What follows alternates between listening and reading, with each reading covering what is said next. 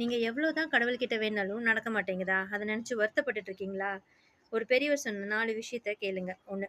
நீங்க கடவுள்கிட்ட வலிமை கேட்டிருப்பீங்க. ஆனா பதிலுக்கு உங்க வாழ்க்கையில கஷ்டமா வந்திருக்கும். ஏன்னா, அந்த சிக்கல்ல நீங்களா ஜெயிச்சு வரும்போது தான் நீங்க பலசாலியா மாறுவீங்க. 2. நீங்க நிம்மதி தேடி அலைஞ்சிருப்பீங்க. ஆனா உங்கள சுத்தி குழப்பம் தான் இருக்கும். அந்த போராட்டத்துக்கு நடுவுல எப்படி நீங்க அமைதியா இருக்கணும் அப்படிங்கிறத கற்றுக் குடுக்கறதுக்கு தான் அந்த சோதனை. 3.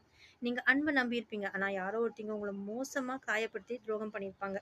ஏன்னா, கண்ட நாயும் நம்பி உங்க மனச குடுக்கக்கூடாதுங்கன்னு அந்த பாடத்த உங்களுக்கு வலி மூலமா சொல்லிக் குடுக்க அந்த சோதனை. 4. நீங்க வாழ்க்கையில முன்னேறணும்னு ஆசைப்பட்டுருப்பீங்க. ஆனா, விதி உங்கள தூக்கி குப்பையில போட்ட மாரி ஒரு வலி வந்திருக்கும். அந்த வலி உங்கள தள்ளி விடல. உங்கள இன்னும் ஆழமா விதைச்சிருக்கு. ஏன்னா, மேல மட்டும் வளர்ற செடி காத்துல சாஞ்சிரும். ஆனா, அடிபட்டு கீழ போய் வேர் விடுற மரம் தான் எந்த புயலுக்கும் அசையாது. இது எதுவுமே உங்களுக்கு கிடைச்ச தண்டனை கிடையாது. உங்கள ஒரு சிறந்த மனுஷனா மாத்துறக்கு கடவுள் போடுற வழி. உங்க பிரார்த்தனைக்கு பதில் எப்பவுமே சுலபமா வராது.